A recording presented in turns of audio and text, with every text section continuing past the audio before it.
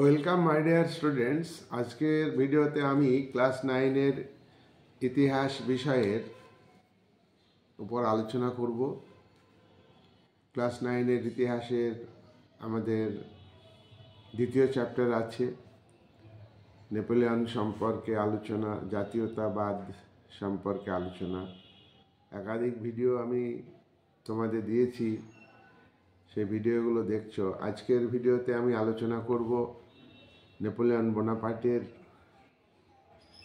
ফ্রান্সের ক্ষেত্রে তার যে আভ্যন্তরীণ ক্ষেত্রে তার প্রভাব এবং ইউরোপের যে সমস্ত রাজ্য তিনি যুদ্ধের মধ্য দিয়ে দখল করে নিয়েছেন, সেই সব রাজ্যে তিনি রিকনস্ট্রাকশন অর্থাৎ কিভাবে পুনর্গঠন করেছেন সেগুলো নিয়ে আলোচনা করব।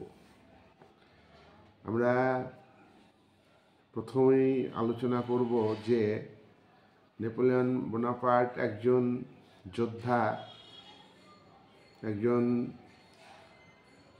সমর কুশলী নায়ক, সেনাপতি। শুধু যোদ্ধাই নয়, সফল যোদ্ধা। তিনি 40টা যুদ্ধ করেন, প্রায় যুদ্ধেই তিনি সফল হয়েছেন। অন্যদিকে তিনি আভ্যন্তরীণ ক্ষেত্রে ফ্রান্সের বিভিন্ন ধরনের শাসন সংস্কার করেছেন, আইন ব্যবস্থার পরিবর্তন এনেছেন, ধর্মীয় ক্ষেত্রে পরিবর্তন এনেছেন, অর্থনৈতিক ক্ষেত্রে পরিবর্তন এনেছেন। বিভিন্ন ক্ষেত্রে তার পরিবর্তনগুলি আমরা লক্ষ্য করেছি। আমরা দেখব যে নেপোলিয়ন বিপ্লবের আদর্শকে ফ্রান্সে ব্যাপকভাবে প্রয়োগ করবার চেষ্টা করেছেন। বিশেষ করে সাম্যের আদর্শ এবং মৈত্রীর আদর্শ, ফ্র্যাটার্নিটির আদর্শকে তিনি ফ্রান্সে প্রয়োগ করেছেন। তিনি দাবি করেছেন, আমি বিপ্লব। আমরা দেখব যে নেপোলিয়ন বোনাপার্ট ইউরোপের ক্ষেত্রে ফ্রান্সের প্রতিবেশী রাজ্যগুলিকে দখল করে সেখানে নিজের আধিপত্য স্থাপন করা, রাজ্যগুলো তার অনুগত থাকবে, রাজ্যগুলোতে স্বায়ত্তশাসন থাকবে এবং পাশাপাশি তার নিয়ন্ত্রণ থাকবে, এবং ফ্রান্সের চারিদিকে অনুগত রাজ্য থাকলে ফ্রান্স নিরাপদে থাকবে বলে নেপোলিয়ন মনে করেন। নেপোলিয়নের চমকপ্রদ সাম্রাজ্যবাদী নীতি, চমকপ্রদ আক্রমণাত্মক দৃষ্টিভঙ্গি কার্যকরী হয়েছে প্রথমে ইটালিকে ঝড়ের বেগে তিনি একাধিক রাজ্য তিনি দখল করে নিয়েছেন। আমরা দেখব যে নেপোলিয়ন যখন ডাইরেক্টরি শাসনে ছিলেন, ডাইরেক্টরি শাসনের একনায়ক অর্থাৎ নিজের কর্তৃত্বে শাসন ব্যবস্থাকে পরিচালনা করেছেন, তখন তিনি মিলান, লম্বার্ডি এই দুটো ইটালির রাজ্যকে সংযুক্ত করে সিজাইল প্রজাতন্ত্র প্রতিষ্ঠিত করেন 1799 সালে। 1805 সালে তিনি এই সিজাইল প্রজাতন্ত্রকে ইটালীয় রাজ্যে পরিণত হয়। পরে এই সিজাইল প্রজাতন্ত্র নেপোলিয়নের রাজ্যে পরিণত হয়। এইভাবে তিনি ইটালির একটা অংশকে নিজের দখলে আনেন। নাম্বার 2, নেপোলিয়ন বোনাপার্ট উত্তর ইটালিতে টাস্কানি, পিডমন্ট, জেনোয়াকে ফ্রান্সের অধীনে আনেন। ফ্রান্সের অধীনে এনে তিনি সরাসরিভাবে শাসন করেন। নাম্বার 3, 1809 সালে তিনি পোপের রাজ্য দখল করে নেন এবং পূর্ব ইটালির অঞ্চল দখল করে ফ্রান্সের শাসনে নিয়ে আসেন। 4 নম্বরে আমরা দেখব নেপোলিয়ন বোনাপার্ট ইটালির দক্ষিণ অংশে নেপালস থেকে ফার্দিনান্দকে বিতাড়িত করেছেন এবং নেপলস নিজের দখলে এনেছেন, ফ্রান্সের অধীনে এনেছেন। তারপর নেপোলিয়ন ইউরোপের পরাধীন ক্ষুদ্র ক্ষুদ্র রাজ্যে বিভক্ত জার্মানিতে তিনি আধিপত্য বিস্তার করেছেন। তার আক্রমণের ফলে জার্মানিতে চমকপ্রদ এবং সুদূরপ্রসারী প্রভাব আমরা লক্ষ্য করি। জার্মানিতে বিভিন্ন দিক থেকে প্রভাব বিস্তার করেছেন। 1 নম্বর, জার্মানির উপর অস্ট্রিয়ার আধিপত্য ছিল। অস্ট্রিয়ার শক্তিকে দুর্বল করার জন্য নেপোলিয়ন বাভেরিয়া এবং তার নিকটবর্তী ছোট ছোট রাজ্যগুলিকে দখল করে নিয়ে রাজতান্ত্রিক শাসনে অধীনে আনেন এবং অস্ট্রিয়াকে দুর্বল করার জন্য বাভেরিয়া যাতে শক্তিশালী না হতে পারে তার জন্য উটেনবার্গ নামে আরেকটা রাজ্য তৈরি করেছেন। দক্ষিণ জার্মানিতে তিনি একটা ব্যাডেন নামে রাজ্য তৈরি করেছেন। বাভেরিয়া, উটেনবার্গ, ব্যাডেন রাজ্য এমনভাবে গঠন করা হয়েছে যাতে এই রাজ্যগুলি ফ্রান্সের আশ্রিত রাজ্যে পরিণত হয়। ফ্রান্সের প্রতি এই রাজ্যগুলি অনুগত থাকে। নাম্বার 2, জার্মানির বাভেরিয়া, ব্যাডেন, উটেনবার্গ, স্যাক্সনি এই সমস্ত রাজ্য এবং আরও 28টা রাজ্য নিয়ে কনফেডারেশন অফ রাইন তিনি গঠন করেন। কনফেডারেশন অফ রাইন হচ্ছে একটি রাষ্ট্রসংঘ। এই রাষ্ট্রসংঘ গঠনের উদ্দেশ্য ছিল জার্মানি থেকে অস্ট্রিয়ার প্রাধান্য কেড়ে নেওয়া, প্রাধান্য ক্ষুণ্ণ করা, জার্মানি থেকে প্রাশিয়ার প্রাধান্য ক্ষুণ্ণ করা। 3 নম্বর উল্লেখ করব, জার্মানি থেকে প্রাশিয়ার প্রভাব ক্ষুণ্ণ করার জন্যে, প্রভাব দূর করবার জন্যে হ্যানোভার, ব্রান্সউইক, হেসে, ক্যাসেল প্রভৃতি নিয়ে ওয়েস্টফেলিয়া রাজ্য গঠন করেন এবং ওয়েস্টফেলিয়াতে নিজের ভাইকে সিংহাসনে বসান। নাম্বার 4, জার্মানিতে নিজের আধিপত্য বিস্তারের জন্য পোল্যান্ড এবং রাশিয়ার কিছু অংশ নিয়ে তিনি গ্র্যান্ড ডাচি অফ ওয়ারশো নামে একটি সংস্থা তৈরি করেন। গ্র্যান্ড ডাচি অফ ওয়ারশো পোল্যান্ডকে নিয়ে এবং রাশিয়ার কিছু অংশকে নিয়ে। এইভাবে নেপোলিয়ন ইউরোপে তোমার রাজ্য পুনর্গঠনের ব্যবস্থা করেন। এছাড়া নেপোলিয়ন বোনাপার্ট আমরা দেখব অন্যান্য স্থানে তিনি রাজ্য পুনর্গঠনের কাজ করেছেন। ব্যাটাভিয়া প্রজাতন্ত্র প্রতিষ্ঠিত করেছেন।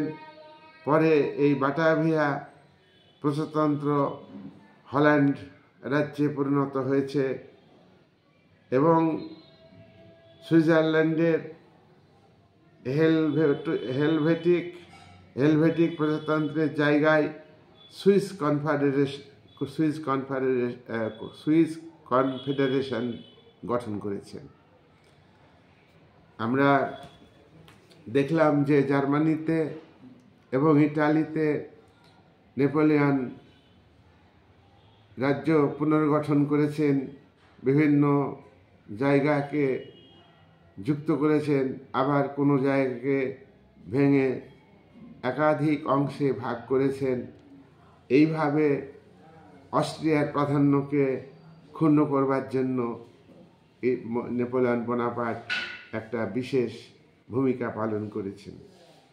আমরা এইভাবে রাজ্য পুনর্গঠন করে হল্যান্ডে তার ভাই লুইকে সিংহাসনে বসান, ওয়েস্টফালিয়াতে তার ভাই জেরোমকে সিংহাসনে বসান। এইভাবে তিনি তার ভাইকে একাধিক রাজ্যে সিংহাসনের দায়িত্ব দেন এবং নিজের পছন্দ মতো ব্যক্তিদের সিংহাসনে বসান। আমরা লক্ষ্য করব যে নেপোলিয়ন বোনাপার্ট শুধু ফ্রান্সেই সীমাবদ্ধ থাকেননি, ইউরোপের বিভিন্ন দেশে তিনি আধিপত্য বিস্তার করেছেন। যুদ্ধের মাধ্যমে আধিপত্য বিস্তার করে আধুনিক রাষ্ট্র গঠনের নামে নিজের একনায়কতান্ত্রিক শাসনকে প্রতিষ্ঠিত করেছেন এবং সেই সব জায়গায় যে গণতান্ত্রিক অধিকার মানুষের এবং সেখানকার মানুষের অধিকার স্বাধীনতা সেগুলিকে ক্ষুণ্ণ করেছেন। কিন্তু পাশাপাশি সেসব জায়গায় জাতীয়তাবাদের বিকাশও ঘটেছে। ফ্রান্সে নেপোলিয়ন বোনাপার্ট বিশেষ ভূমিকা পালন করেছেন। ফরাসি জনগণের ব্যাপক সমর্থন লাভ করেছেন এবং তিনি ক্ষমতার শীর্ষে উপস্থিত হয়েছেন। তাকে ফরাসি জনগণ মুক্তির দূত বলেছেন। তাকে ভরসা করে মনে করেন যে ফ্রান্স আজকে গর্বিত, অর্থাৎ নেপোলিয়ন বোনাপার্ট গৌরবের উৎস। কিন্তু ফ্রান্সের জনগণের মধ্যে এই চেতনা দীর্ঘস্থায়ী হয়নি। খুব অল্প দিনের মধ্যেই ফ্রান্সের জনগণ নেপোলিয়নের প্রতি আস্থা বিশ্বাস হারিয়েছে।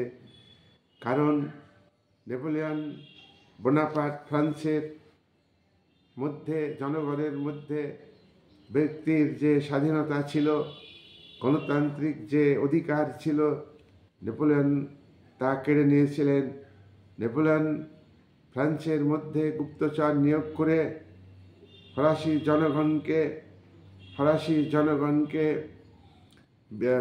জনগণের উপর অন্যায়ভাবে অত্যাচারমূলক ভূমিকা পালন করেছেন।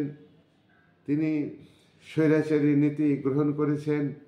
তার নিযুক্ত সরকারি কর্মচারী, পুলিশ বাহিনী, এমনকি তার ভাই জোসেফ বোনাপার্টে তার বিরুদ্ধে চলে যায়। তার নিযুক্ত সরকারি কর্মচারী, তার নিযুক্ত পুলিশ বাহিনী আমলা, এমনকি ভাই জোসেফ ফরাসি জনগণের পাশাপাশি তারাও কিন্তু নেপোলিয়ন বোনাপার্টের বিরোধিতা করেন। নাম্বার 2, নেপোলিয়ন বোনাপার্ট ফ্রান্সের মর্যাদা বৃদ্ধির জন্য, ফ্রান্সকে শক্তিশালী করার জন্য মহাদেশীয় ব্যবস্থা গ্রহণ করেন। পাশাপাশি এর মধ্য দিয়ে তিনি সমুদ্র অবরোধ করেছিলেন ইংল্যান্ডকে জব্দ করবার জন্য, ইংল্যান্ডকে হাতে না মেরে ভাতে মারার জন্য, ইংল্যান্ডের অর্থনৈতিক সংকট সৃষ্টি করার জন্য। কিন্তু তার এই মহাদেশীয় ব্যবস্থা ব্যর্থ হয়েছে। ফরাসি জনগণ ইংল্যান্ডের উন্নত মানের দ্রব্য থেকে বঞ্চিত হয়। কন্টিনেন্টাল সিস্টেম গ্রহণের ফলে ইউরোপের বিভিন্ন দেশ নেপোলিয়নের উপর ক্ষুব্ধ হয়। ফ্রান্সে অর্থনৈতিক সংকট দেখা দেয়, শ্রমিকরা বেকার হয়ে পড়ে, ফ্রান্সের মানুষ নেপোলিয়নের প্রতি আস্থা হারিয়ে ফেলে। পাশাপাশি তিনি 3 নম্বর হলো, তিনি যে যুদ্ধ নীতি গ্রহণ করেছিলেন সেই যুদ্ধের প্রতি মানুষের একটা আস্থা হারিয়ে যায়, সেনাবাহিনী রণক্লান্ত হয়ে পড়ে। তখন বিদেশি আক্রমণ যখন হচ্ছে, তিনি ফরাসি জাতিকে, জনগণকে যুদ্ধের জন্য প্রস্তুত থাকতে বলেন, কিন্তু তার কথাতে তারা পিতৃভূমি রক্ষার জন্য নেপোলিয়নের ডাকে সাড়া দেননি। পিতৃভূমি রক্ষার ডাকের কথা জনগণ বিশ্বাস করেনি। এইভাবে নেপোলিয়ন ফ্রান্সের ক্ষেত্রে, আভ্যন্তরীণ ক্ষেত্রে তার জনপ্রিয়তা নষ্ট হয়। আবার আমরা দেখব যে জার্মানিতে তিনি যে ব্যবস্থা গ্রহণ করেছিলেন, জার্মানির যে মানে অসংখ্য রাজ্য ছিল, সেখানে তিনি 39টি রাজ্য গঠন করেছিলেন এবং বিভিন্ন জায়গায় পুরাতন তন্ত্রের অবসান ঘটেছেন। তিনি তার সেনাবাহিনী যেখানে গিয়েছে, পুরাতন রাজতন্ত্রের অবসান ঘটেছে, নতুন ধরনের শাসন ব্যবস্থা, উন্নত শাসন ব্যবস্থা, আধুনিক শাসন ব্যবস্থা কায়েম হয়েছে। এদিক থেকে নেপোলিয়ন বোনাপার্ট জার্মানিতে জনপ্রিয়তা অর্জন করেছিলেন। আর জার্মানির উপর যে অস্ট্রিয়ার আধিপত্য, সেই আধিপত্য যাতে ক্ষুণ্ণ হয়, সেই আধিপত্য বিস্তারের ক্ষেত্রে জার্মানির রাজ্যগুলি নেপোলিয়নকে অনেক সাপোর্ট করেছিল, কিন্তু এই সাপোর্ট থাকলো না, এই আস্থা থাকলো না।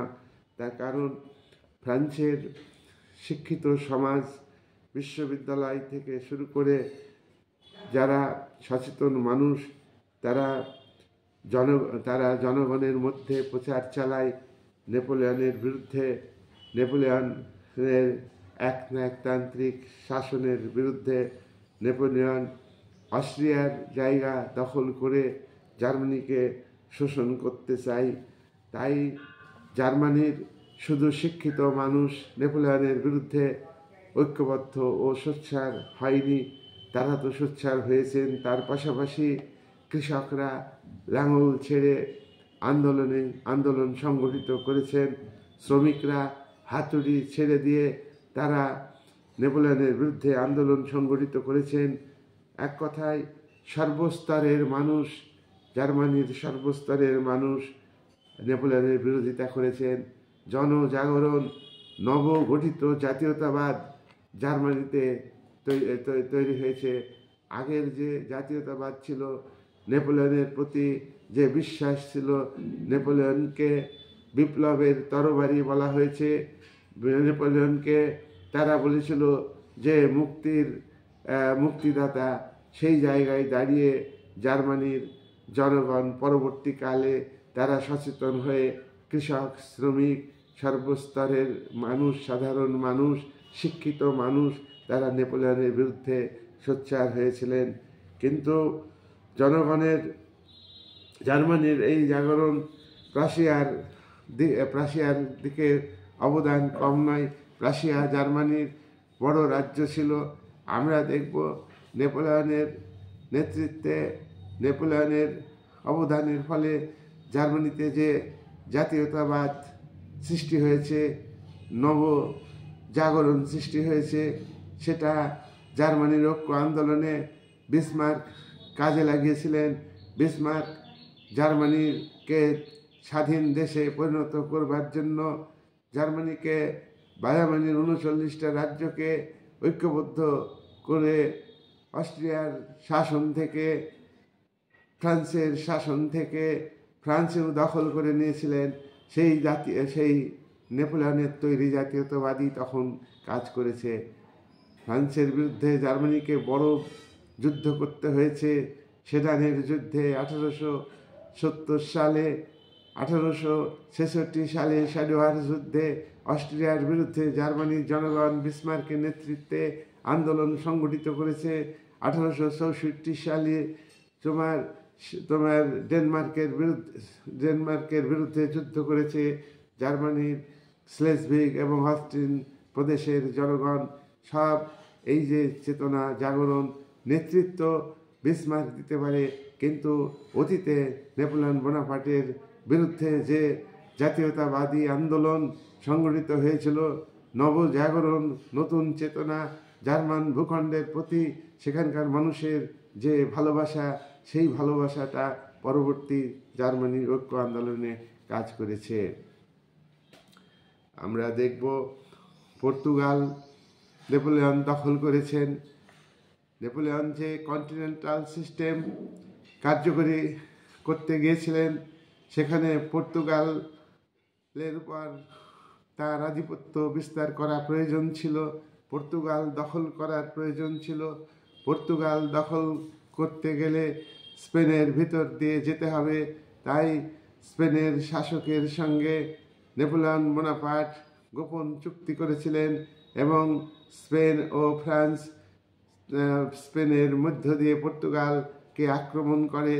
আক্রমণে স্পেন এবং ফ্রান্স জয়লাভ করে এবং পর্তুগাল পরাজিত হয়। পর্তুগাল তোমার নেপোলিয়নের একটা আশ্রিত রাজ্যে পরিণত হয়। কিন্তু পর্তুগাল দখল করতে গিয়ে স্পেনের সহযোগিতা নিয়েছেন ঠিকই, শেষ পর্যন্ত স্পেনকেই নেপোলিয়ন বোনাপার্ট আক্রমণ করেছিলেন, যার জন্যে এখানে স্পেন নেপোলিয়নের বিরুদ্ধে যুদ্ধ করেন। যাই হোক, নেপোলিয়ন বোনাপার্টের এই যে ইউরোপের পুনর্গঠন নিয়ে আমি আলোচনা করলাম, এরপরে নেপোলিয়নের সাম্রাজ্যবাদী নীতি আমরা তোমার পর্তুগাল আক্রমণ সম্পর্কে পরের ভিডিওতে, মস্কো অভিযান পরের ভিডিওতে আলোচনা করব। এই বলে আজকের আলোচনা আমি শেষ করলাম।